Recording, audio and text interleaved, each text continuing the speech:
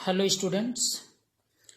आज हम लोग क्लास 10th सब्जेक्ट साइंस में पार्ट केमिस्ट्री स्टार्ट करने चल रहे हैं। कुछ बच्चों के मैसेज आ रहे थे कि क्लास 10th की जो ये केमिस्ट्री है इसको भी स्टार्ट किया जाए। तो चलिए हम लोग स्टार्ट करते हैं। ये चैप्टर फर्स्ट आपका है केमिकल रिएक्शंस एंड इक्वेशंस। देखिए ये जो आपका चैप्टर फर्स्ट है, ध्यान दीजिए, ये क्लास 10th केमिस्ट्री, ध्यान देना, क्लास 10th ये सब्जेक्ट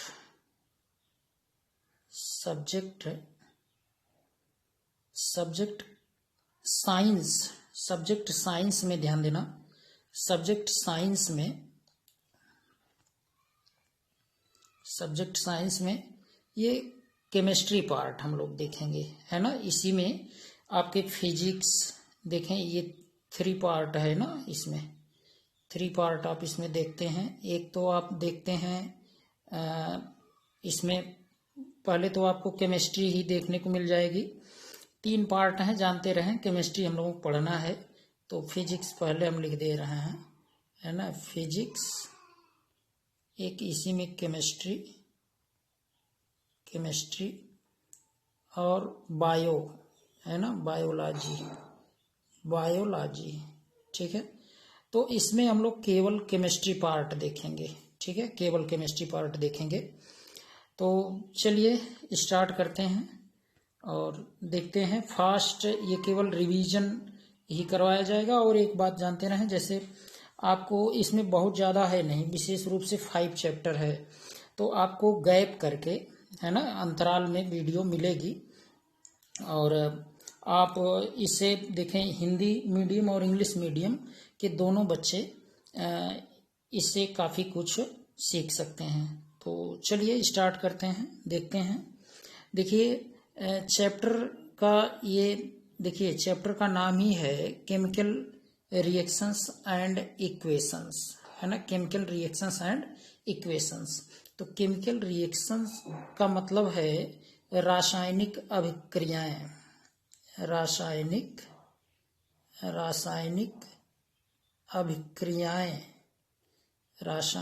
अभिक्रियाएं, ठीक है, रासायनिक अभिक्रियाएं। देखें इसमें रासायनिक अभिक्रियाएं, और साथ ही साथ आपको देखें इसमें देखने को मिलेगा कि इन्हीं अभिक्रियाओं को, रासायनिक अभिक्रियाओं को जब हम लोग उनके संकेत के द्वारा, है ना, उनके जैसे आणविक सूत्र के द्वारा अगर हम प्रदर्शित करते हैं तो एक समीकरण प्राप्त होता है। और उसी समीकरण को हम लोग कह देंगे क्या, केमिकल इक्वेशन, यानी रासायनिक समीकरण। तो इक्वेशन का मतलब जरा यहाँ समझें। इक्वेशन का मतलब है ना समीकरण। इक्वेशन का मतलब क्या है, समीकरण, ठीक है। आपको डिटेल बताया जाएगा। तो रासायनिक अभिक्रियाएं क्या हैं जरा समझें। जैसे देखें, कोई अभिक्रिया यदि हो रही है ना, कोई अभिक्रिया हो रही है और उसमें कोई न्यू सब्सटेंस का फॉर्मेशन हो रहा है ना, यानी केमिकल चेंज हो, है ना, केमिकल चेंज। फिजिकल चेंज तो आप जानते हैं, जिसमें रंग, रूप, आकार, आकृति, अवस्था, द्रव्यमान, घनत्व, तो ये सब परिवर्तित हो। लेकिन केमिकल चेंज में क्या होगा, कोई न्यू सब्सटेंस का फॉर्मेशन हो जाएगा, है ना। तो whenever a chemical change occur, we can say that a chemical reaction has take place। तो मतलब ये कह सकते हैं कि कभी भी कोई रिएक्शन यदि हो रही है, उसमें नया सब्सटेंस का फॉर्मेशन हो रहा है, नया पदार्थ बन रहा है, तो ऐसी अभिक्रियाओं को हम क्या कह देंगे, केमिकल अभिक्रियाएं कह देंगे, है ना, यानी कि रासायनिक अभिक्रियाएं कह देंगे। ठीक, एग्जाम्पल जरा एक समझिए तो कुछ ज़्यादा आपको स्पष्ट होगा। देखिए जैसे यदि हम यहाँ पर सोडियम ले लें, सोडियम का सिंबल पता है, सोडियम ले लें और इसी के साथ क्रिया करवा दें सल्फर की, तो आपको पता है इसमें न्यू सब्सटेंस क्या बनेगा, सोडियम सल्फाइड Na2S, है ना। इसे बैलेंस कर लेंगे आप, संतुलित कर लेंगे। 2 आप सोडियम पहले यहाँ ऐड कर देंगे तो संतुलित हो जाएगा। अच्छा, अब इसमें कैसे पता चला कि ये न्यू सब्सटेंस है? देखें, ये तो आपका सोडियम है और ये सल्फर है ना। दोनों जब आपस में क्रिया किए तो सोडियम सल्फाइड एक नया पदार्थ बना लिए और इसका नाम क्या है? Sodium sulphide, sodium sulphide. ठीक है, ध्यान देना, सोडियम सल्फाइड। अभी कहीं पर जैसे सोडियम सल्फेट कह दिया जाए, देखिए जरा अंतर समझें। कहीं सोडियम सल्फेट कह दिया जाए तो Na2SO4, ये सोडियम सल्फेट है। और अगर कहीं सोडियम सल्फाइड कह दिया जाए तो Na2SO3, ये जानते रहिए। और अगर सोडियम सल्फाइड कह दिया गया तो Na2S, याद रखें, ये सोडियम सल्फेट है, ये सोडियम सल्फाइड है, ये सोडियम सल्फाइड है। ठीक है, 8 देखें, इसमें सोडियम सल्फेट है ना, 8 आ रहा है इसमें, सोडियम सल्फाइड फाइट अंत में, और ये सोडियम सल्फाइड। तो ये सब थोड़ा सा अंतर आप समझे रहेंगे। ठीक है, तो जानते रहिए कि ये जो है एक केमिकल, ये क्या हो गया? देखिए, ये तो पूरा ये केमिकल इक्वेशन हो गया, है ना, क्योंकि इनके सिंबल से, इनके सिंबल और यहाँ देखें हम इनके मॉलिक्यूलर फार्मूले से इसको लिख दिए। तो ये आपका केमिकल इक्वेशन हो गया, है ना, ये केमिकल इक्वेशन हो गया। अब जैसे रिएक्शन जो होता है, केमिकल रिएक्शन में आप ये जानेंगे कि जहाँ केमिकल चेंज हो जाए। अभी अगर इसको हम ऐसे दिखाना चाहें तो ये केमिकल रिएक्शन आप इनको ऐसे, जैसे इस तरीके, सोडियम को आप इस तरीके से लिख दें, है ना, सोडियम प्लस सल्फर, और ऐसे एरो बना के आप सोडियम सल्फाइड De,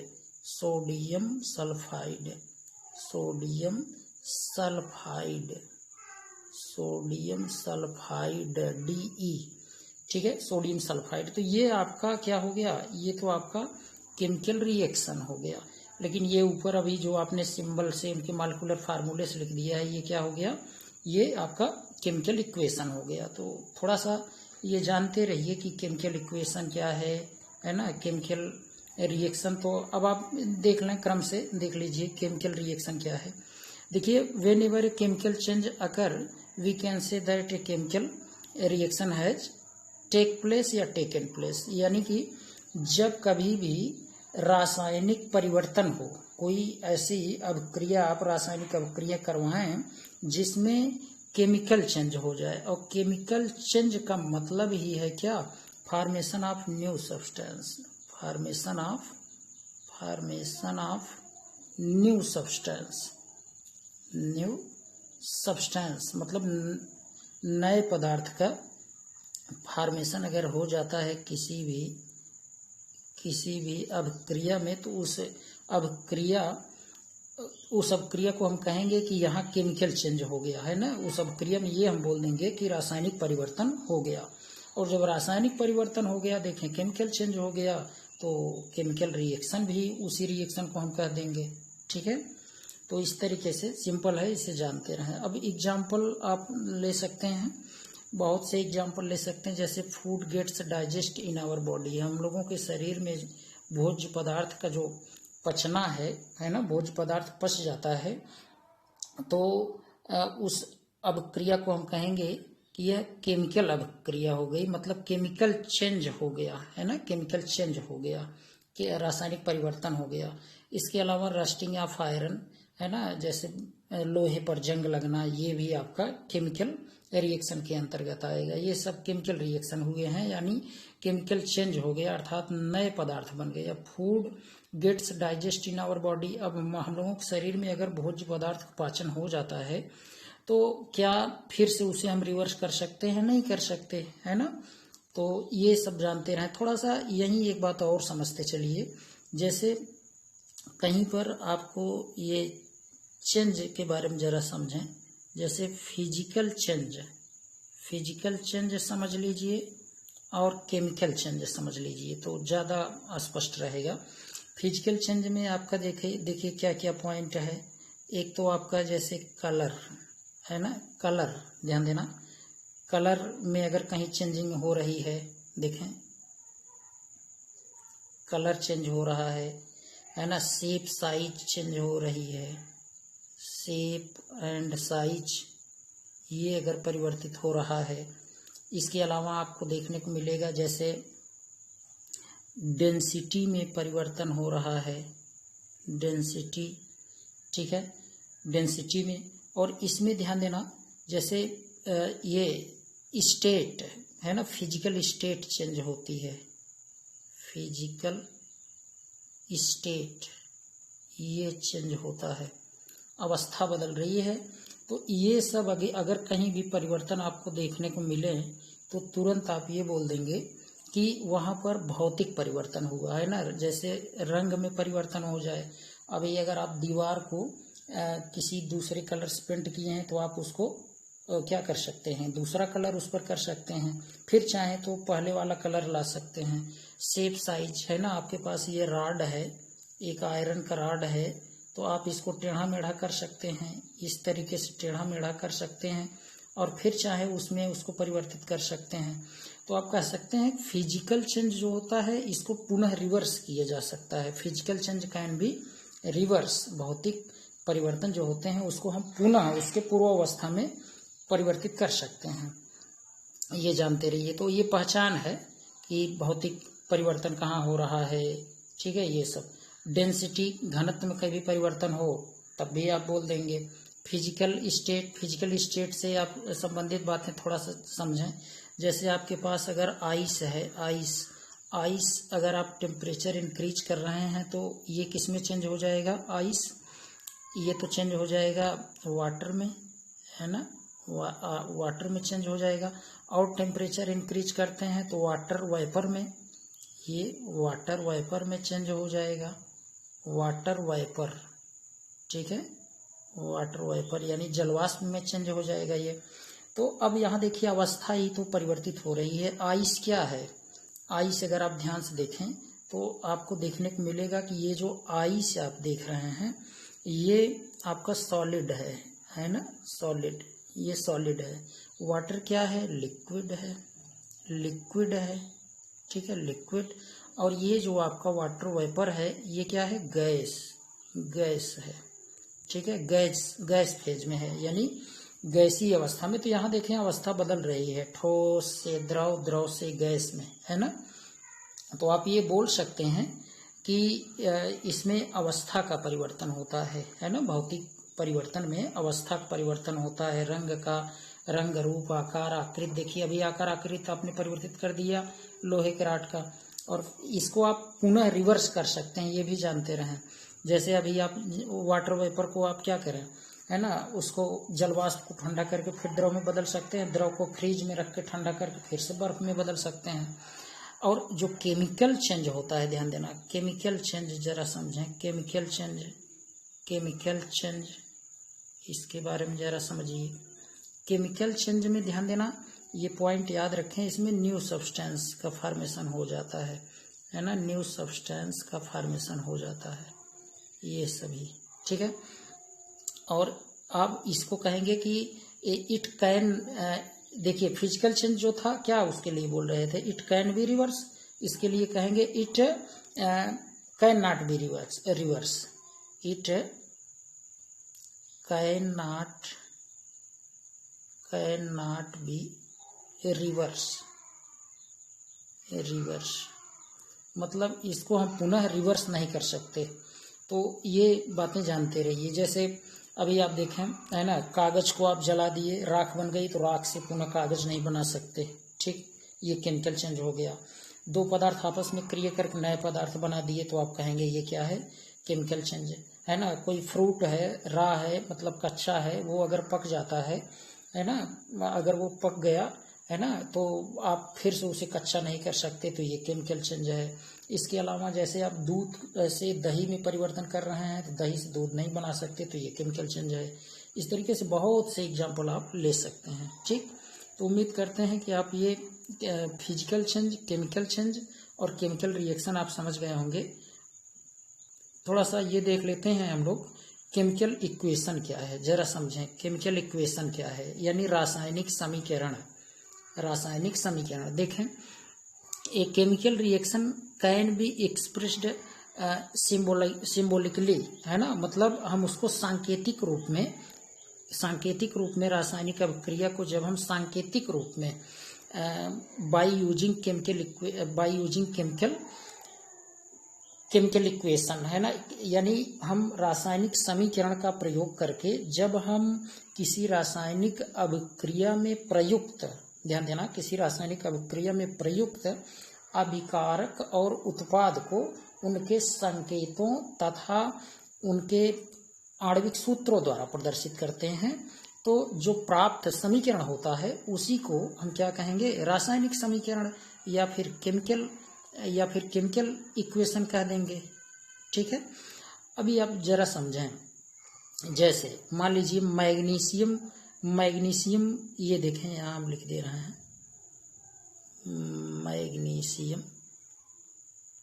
मैग्नीशियम को अगर हम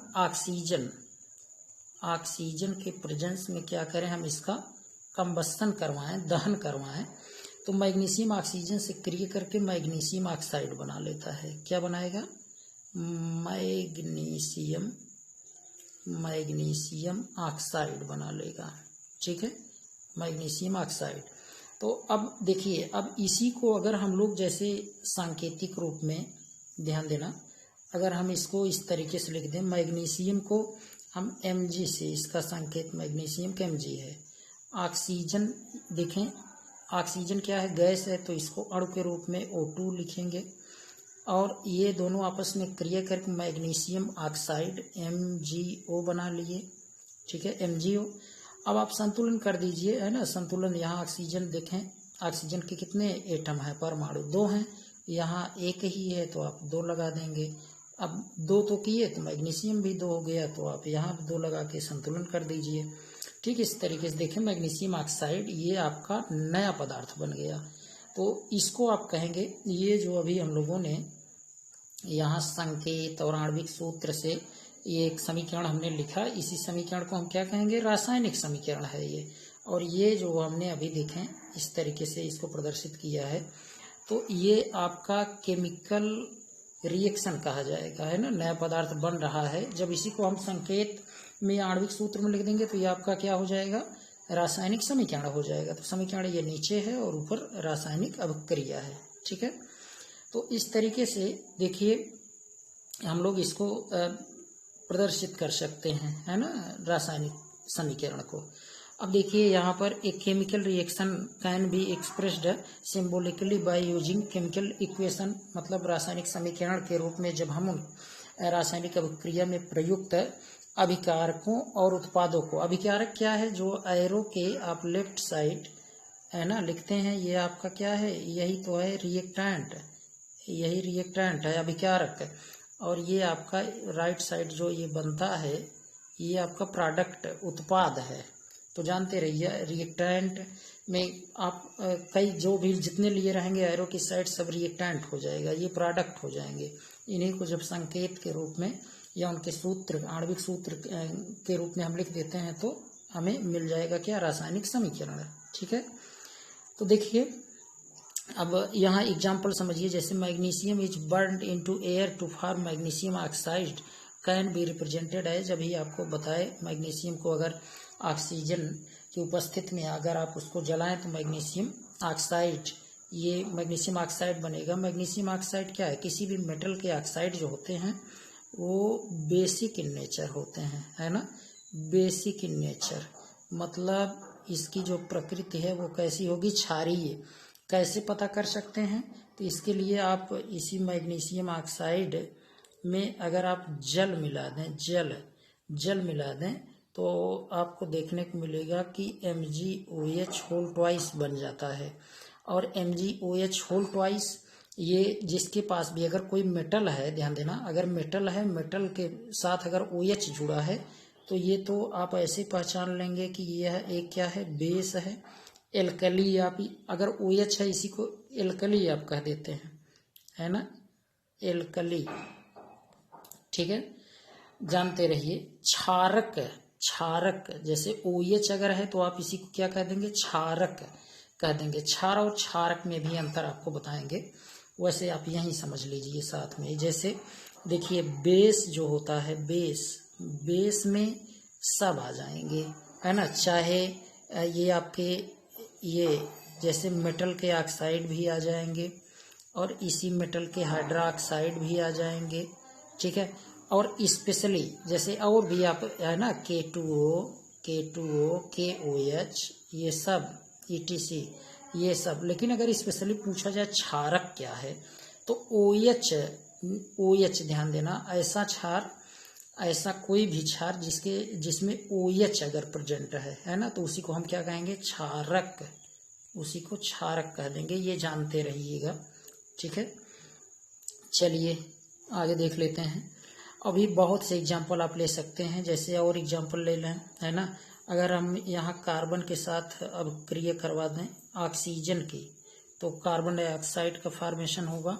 यह भी आपका क्या है, यह भी एक, ये आपका केमिकल इक्वेशन हो गया। ठीक है, इसके अलावा अगर आपने सोडियम लिया, सोडियम को आप जल में मिला दिए तो ये देखें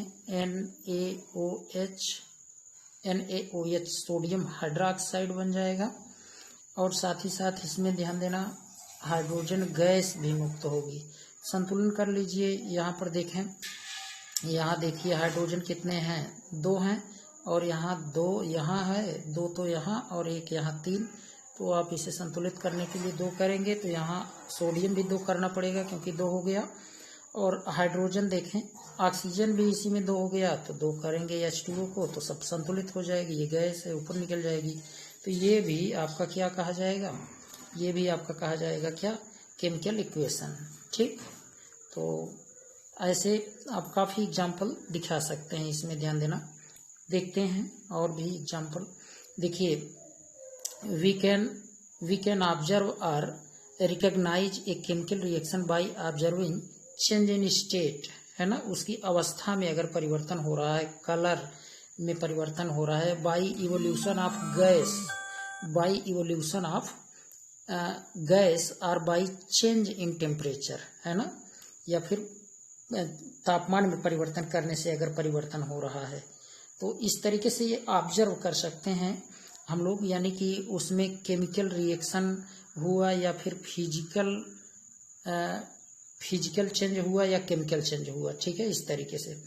अब देखिए यहाँ दिया है कि वी कैन ऑब्जर्व, हम ये प्रेक्षण कर सकते हैं और रिकॉग्नाइज या पहचान कर सकते हैं एक केमिकल रिएक्शन, मतलब एक रासायनिक अभिक्रिया हुई बाय इवॉल्विंग चेंज, मतलब क्या क्या परिवर्तन हुआ।